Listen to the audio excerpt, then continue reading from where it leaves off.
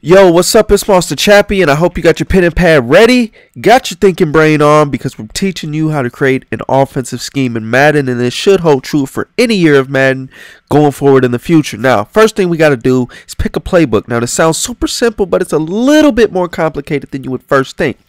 All we need to know is which playbook in the game is going to match best with what we're trying to do. Are we trying to run? We need a good running playbook, or we need good formations for running.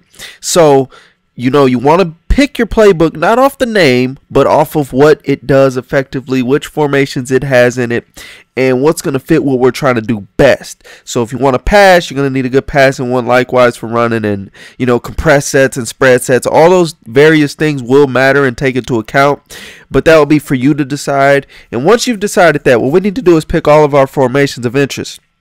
Now, formations of interest are going to be the formations you want to run throughout the game.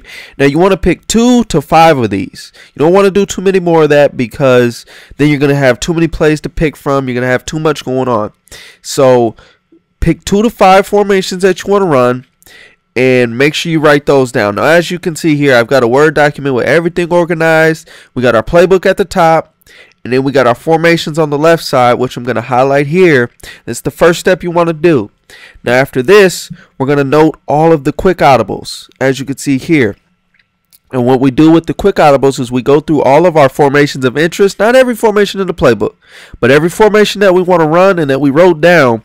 We go through there.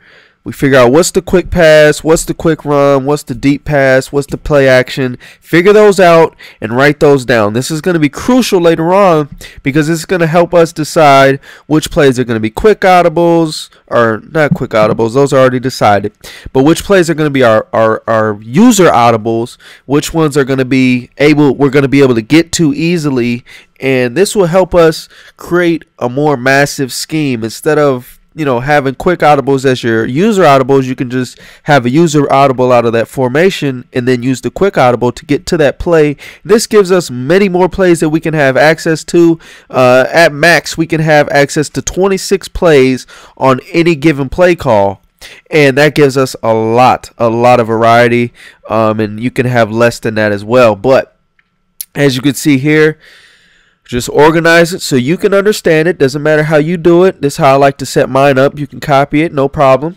And that's how I set up my quick audibles. And then the next thing we need to do is find every single play of interest. We go through every single formation that we have already wrote down, and we figure out every play in that formation that we're interested in running, that we want to use, whether it has a unique route, whether it has a nice combination of things, it's a good run play, whatever it is, we need to do that. Write that down, write those plays down in a separate section, as I'll show here, and just note these, write them down, because these are going to be the plays you're going to be running. These may be your audibles, these may be your quick audibles, they don't have to be.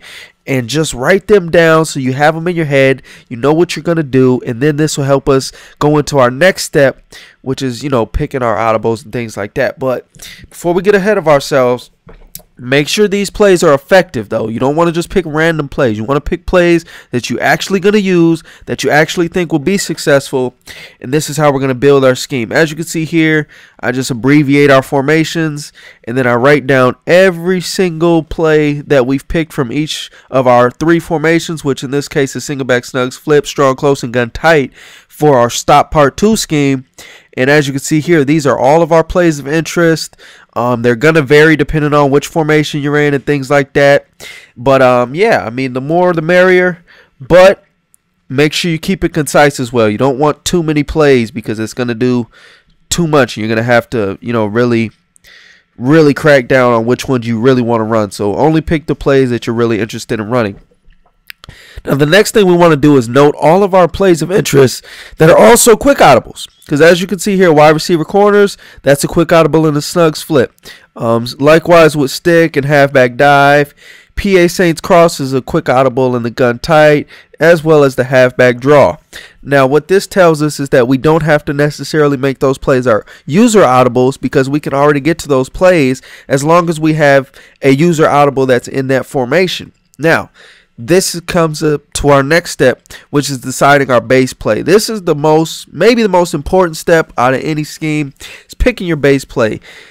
This is the play you will come out in every single time, pretty much. You may have one or two base plays, but you're going to come out in that one or two plays every single time. Now, the crucial thing here is the formation you come out in, the personnel, because if you come out in goal line, you're not going to be able to really audible into a shotgun and be successful, so keep that in mind.